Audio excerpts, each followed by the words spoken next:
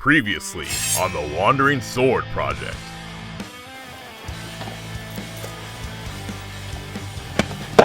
Good.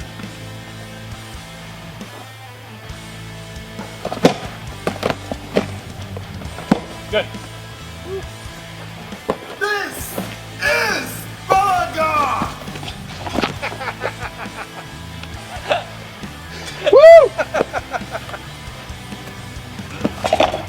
Fun. I think it's fun. So after that butt whooping, let's go over some of the rules. What are the rules of Belegarth? Okay, so Belegarth is a full contact foam fighting sport. You know, you guys have had a little experience with. Mm-hmm.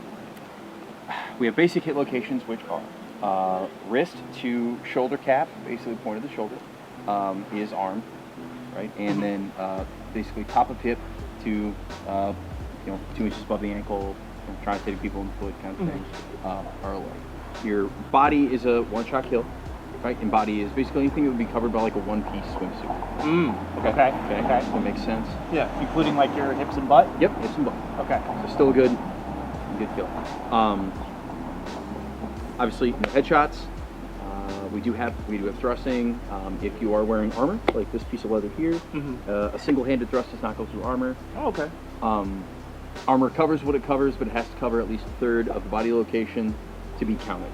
Okay. Now, so if it was like a slap shot when you do that part on armor, still okay. Okay. If you're actually throwing a shot, I would get one. Okay. So this covers one time. Okay. Front or back, just one piece of body. For like the entire battle? Yes. Okay. For that, until everybody starts over, or you both agree you're starting another round. I like that though too, because it's also realistic. You talk about slashing and everything wise with punctures. Leather or chain is basically renders it pretty much useless. So At least that's actually realistic. And having armor gives you an advantage. Yeah. You know, like we do allow everything all the way up to plate. You can wear plate if you really, really want to. And then no And grappling. does that have any difference from your leather armor? There are some downsides. Obviously, it's heavy as well. It's heavy. Plate armor, with the grappling rules, it depends on what you're wearing. Now, hard plastic safety gear does count just the same as if you were wearing leather armor, as far as being able to initiate a grapple. So I'm wearing leather armor. You are not wearing any sort of armor at all, nor any plastic safety gear. I cannot initiate a grapple with you. You could initiate a grapple with me, because it's your choice. And then subsequently up the food chain. To chain, to leather, no. Leather to chain, yes. Plate to anybody, no. Anybody to plate, yes. Gotcha. So at that point, you're engaged and you're like, you know the risks. You know the risks are involved. You get to make the choice to make that. Okay. That makes sense. So also, what is this different from other sword sports? What makes this different than a little bit SBA? What's different than maybe some of the basic MMA? One of the ways that the hit-taking mentality changes, which I find very, very important to keep in mind, is the difference between a lot of sports is we have some touch convention sports. Okay. Which allow any contact at all is good. So noticeable contact. Okay. Which is what I think the terminology for a lot of touch convention arts are. I'm not a big fan only because it makes anything good. Sure. With Belegarth specific, if you have to think about it, it was good. Okay, so earlier you guys mentioned about a different categorization of the weapons. So what do I have in my hand? What's this categorized? Class 1. Class 1. Class 1 or blue. We got away from a color convention so we could be more specific on the taping nomenclature on weapons. Okay. And the green was for So thrusting? green is for thrusting. So we have class 1, 2, 3, 4, and 5. Okay, class 1, single-handed weapon. Can do one point, if you want to call it, of damage. If you want to render it that way. Sure. Because I'm wearing body armor, if you hit me with a single-handed sword, 1, dead. I see. Okay. So that's a class 1, and class 1 could be anything from a sword up to, I think, 44 or 48 inches. No, it's 48 inches. I'm sorry, 48 inches long. They have to weigh 12 ounces. They can weigh as much. We do have a high end of that. I'll have to look that up to be sure. No worries. But flails, axes, hammers, big clunky maces, all kinds of stuff, all considered class 1. Class 2, two-handed weapon. That gives you your pole arms. Like Nodachi. Yeah. And that's everything from 48 inches to 12 feet. Oh wow. So that includes like your spears and like your long pipes. Spears class 3, Oh. which are thrusting only. Getting so ahead of me. Ah, big bud. I got Good thinking. So spears cannot have a man hook. Okay. Okay. That's trapping a limb or trapping something you can potentially do. That is a change between some other fighting. So that's class 3. Class 4 is missile. So that's going to be your javelins and your arrows. Javelins and arrows are head legal. So this is where we get into head legal weapons. Okay. You can get shot in the face with an arrow. It is like getting punched in the eye with a fist, and it is kind of miserable. Yeah, I've had it happen once in the few times I played in the group net, Yeah. and I was just like, oh, cool. See, there's like, you're like, oh, yeah. Woo! Woo! The only cool thing about the only rule change about that is that helmets make arrows and missile weapons to the head a zero issue for you. Helmets are unbreakable. That rule went into account. Jesus, I want to say almost 20 years ago. What are they made of? Are they actually like Leather helmets? Leather helmets. Okay. You can even have metal helmets as well. They just can't be full face. I don't believe that has changed. There was talk about full face helmets becoming legal on the field. That is class 4. Class 4 is head legal. Okay. It also goes through armor. Okay. So Okay. other than a helmet, you're wearing full body armor, and I The peg you arrow in the goes chest right with a through. javelin. You're dead. Whoosh. You get smoked in the chest with an arrow. You're dead. Okay. Okay. Remember, 360 engagement. You can just get shot in the back. Yeah. I like that. We do have clarification for things like that. Your archer, person who shot, if you're like, huh, what happened? And they're like, arrow. You're like, okay, I'm dead. I'm gonna get back up in 5 minutes. We're gonna do it again. Class 5 is head legal only, which are rocks. Okay. A rock is a closed cell foam bit, roughly 6 inches or so, and doesn't go through a helmet. You're not wearing a helmet, and I have just seen you just murder wreck the last 12 people in a row. And I run and I go, hey, and you look at me and I go, don't. And just boop you in the nose with a rock. You're dead. Okay. They are the great equalizer. What are the rocks made out of? It's just foam. The foam. Just foam wrapped in. Some people will use a stock and literally sew it off. Some people will make them real nice, make fabric bag, nice fabric bags. Usually pretty complicated, and I enjoy it. If you can't laugh. Yeah, it sounds like fun. yeah, everyone's here to have a good time. Yeah. And if you're not, what are you doing? Yeah. Now, also talking about what are they made of? We talk Yeah. about how like the core is like graphite. Yeah, Weapons, like the other okay. swords. Like what's this guy? I Okay. made a joke earlier was PVC pipe and foam. So- and you were like, no. So PVC pipe and foam is how a lot of us start. A long hot minute ago, PVC pipe and blue camp pad were the top of the science line when it came to how weapons are made. Today, we have gone from graphite golf club shafts to now like this is a So that is a carbon fiber core Wow. that has lead tape counterweight. Okay. This is a Wilson tennis racket grip that is built up to the handles. This is ripstop material used for the cover. Oh, yeah. It's very, very light. Just about everything we do now is about reducing the weight in the blade of the weapon and being able to balance the weapon in such a way that it feels good. I think I have enough parachute pants at home. We can use some rip stuff. So Yeah. we'll have hold up for a whole realm. Wait, how many parachute pants do you have? Let's not talk about If that. more than one is the answer, I mean- we need to hang out more. Done. So anyway, a sword like this nowadays, where back, 15 years ago, we could make a sword for about $8. Like this one went run by like 10 About- bucks. 65 to 75, depending on who built it, what company. There's a lot of companies now that literally have entire companies that just build foam gear. But That's cool. The difference is, I mean, that's like good. It's nice. If we were using it before, very nice. you want it to last too. It's very high. So spending 60, 80 bucks for this, some people would be like, well, why? But you want your weapons to be Right. Yeah, if it lasts 8 times longer than a camp foam and PVC pipe sword, then Right. Yeah. Sword? you're, Yeah. And we have things that go all the way up to like carbon fiber I-beam construction. So like a literal I-beam shape, or we call them super beams. There's another company that's doing like round bat, two-handed weapons Oh.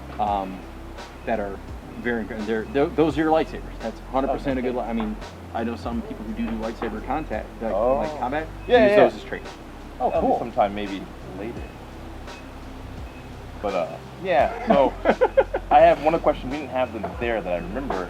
We had the flail. Okay. But what about true edge weapons? So actually, that have actually a flat, Right. and then actually have a blade. Any flat blade weapon. Okay. They do have a striking edge.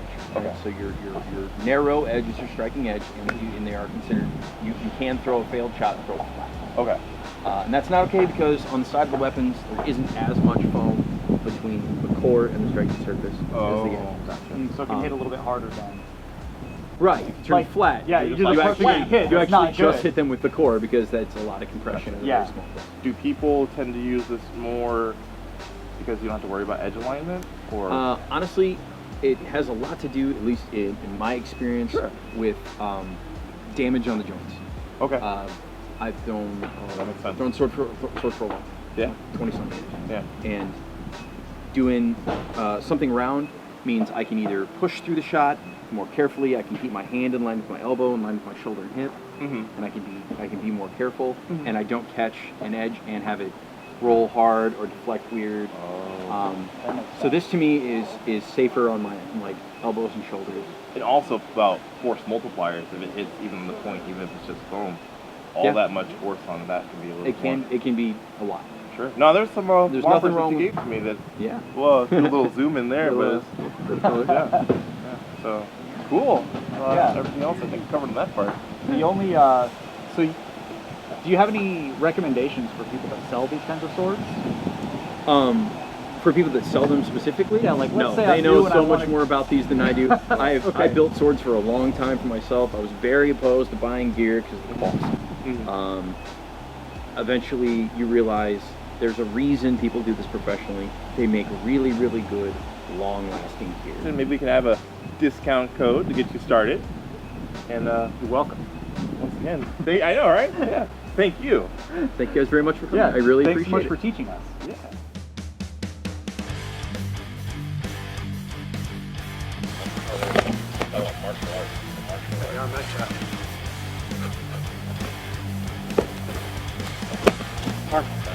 Good luck. Good stuff.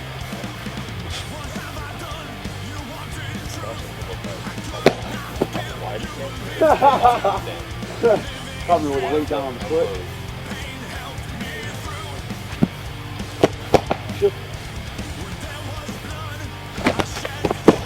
Body.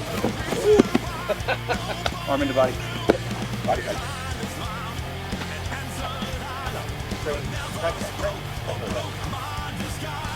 Yeah. Good enough.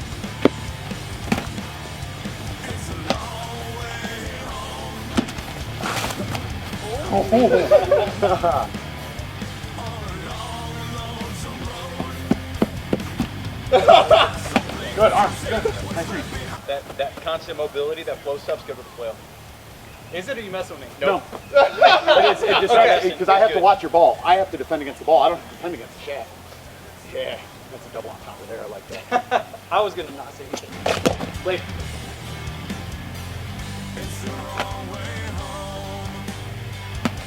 Yeah. You got it. No? No. Okay, crazy. Tippy? Okay. Solid. It's still got to land, right? Yes. Okay.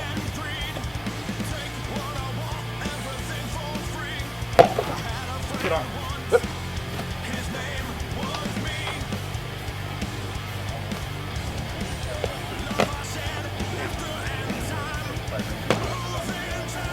Yeah, you got it, right? But